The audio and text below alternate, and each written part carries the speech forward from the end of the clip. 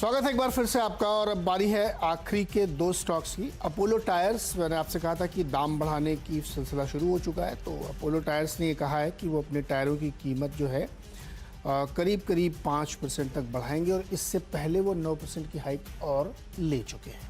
तो जितना जैसे जैसे कंपनी के ऊपर रॉ मटेरियल की दाम का प्रेशर आ रहा है, वो उसको सीधे सीधे पास ऑन कर रहे हैं, तो हमें लगता है ग्रीन में ट्रेड होना चाहिए। एसआरएफ में भी ध्यान रखिए, इसलिए क्योंकि इसमें एक एनालिसिस छपा है एमफी की तरफ से, उसको एडलवाइज ने दिखाया कि दो ऐसी कंपनियां उनको दिख रही हैं जो शायद लार्ज कैप बनने की स्थिति में आ सकती हैं। ये बड़ा उनका एक रीडिंग है, तो मुझे लगता है कि एसआरएफ पे ध्यान रखना चाहिए, ग्रीन में ट्रेड हो सकता है।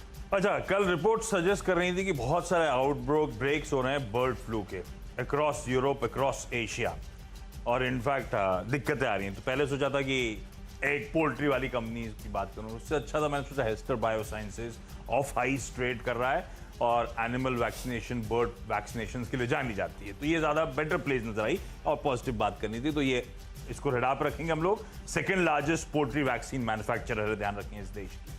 और लास्ट में अब वैसे ध्यान रखिएगा वो एक पोल्ट्री वाली कंपनीज के लिए भी कि आमतौर पे इस तरह के आउटब्रेक जो है ना ट्रेड रिस्ट्रिक्शंस की तरफ बढ़ते हैं, तो जरा उसको हम क्लोजली वॉच आउट करेंगे। It's too early to take that call, इसीलिए मेंशन नहीं कर रहा हूं। ईपीएल अगला स्टॉक है। ईपीएल इसीलिए 300 के हाईज वाला स्टॉक करेक्ट होकर ट्रेड कर रहा है, बढ़िया बिजनेस था, और कल शाम को अपडेट आया कि विको के साथ इन्होंने और करार करा, उनके लिए वो रिसाइकलेबल पैकेजिंग्स पे अब ये लोग 100% रिसाइकलिंग पैकेजिंग पर मूव कर गए, और ऑफ हाइस था, बढ़िया कंसोलिडेशन में स्टॉक था, इसीलिए रेडा पे रखा है। इन ग्रीन शायद होपफुली आज ट्रेड होता हुआ नजर आए।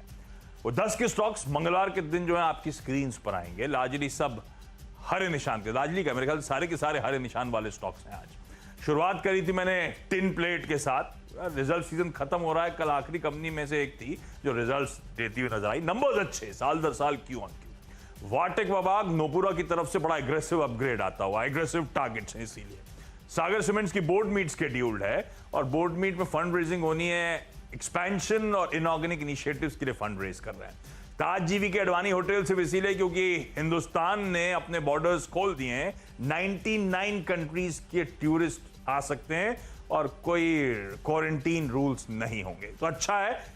न्यू ईयर से पहले, ईयर एंड से पहले इस तरह के रूल्स ढील जो देना है, इस पूरी इंडस्ट्री के लिए अच्छी खबर। सिप्ला ये इंक्लूड करी गई है डाउ सस्टेनेबिलिटी इंडेक्स में, तो अच्छा है। जो फ्लोज आजकल ईएसजी ट्रैक करते हैं वो शायद सिप्ला की तरफ चैनलाइज होते हुए नजर आए। सुंदरम क्लेटन में लास्ट ट्रेड हुआ, हालांकि ध्यान रखिए प्रोमोटर ने बेचा, लेकिन बड़े फंड ने खरीदारी कर ली।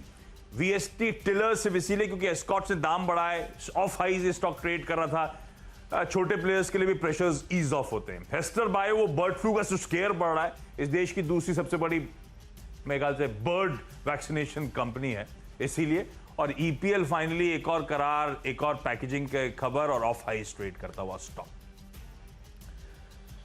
टीम पर नजर डाली, और यहाँ पे भी कई सारे स्टॉक्स हैं जहाँ पे अच्छी खबरें लिहाज से स्टॉक्स देखने को मिल रही हैं, तो हमें लगता है वहाँ भी ध्यान रखना चाहिए। स्कॉट्स पहला स्टॉक जहाँ पे ट्रैक्टर की कीमतें बढ़ाने जा रहे हैं, 21 नवंबर से वो इफेक्टिव होंगी, अलग अलग वेरिएंट्स की कीमतें बढ़ाएंगे। साथ ही फंड रेजिंग के लिए इनकी बोर्ड बैठक है, उसमें ये पैसा जुटाने पर विचार करेंगे, अलग अलग जो भी राइट्स या तमाम तरीके होते हैं।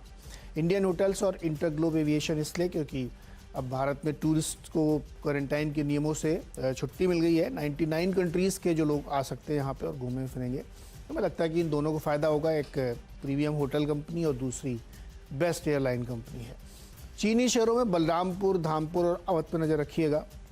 इंटरनेशनल प्राइस 4.5 साल के हाईस पे चले गए, $20.60 का प्राइस देखने को मिल रहा है, और इस्मा का भी प्रोडिक्शन है कि इस साल के शुगर सीजन में चीनी का उत्पादन पिछले साल से कम होगा, तो दोनों ही साइड से इनको फ़ायदा है, और इसीलिए सरकार ने सब्सिडी बंद कर दी थी एक्सपोर्ट वाली, क्योंकि इनको ज़बरदस्त गेन ऑलरेडी हो रहा था।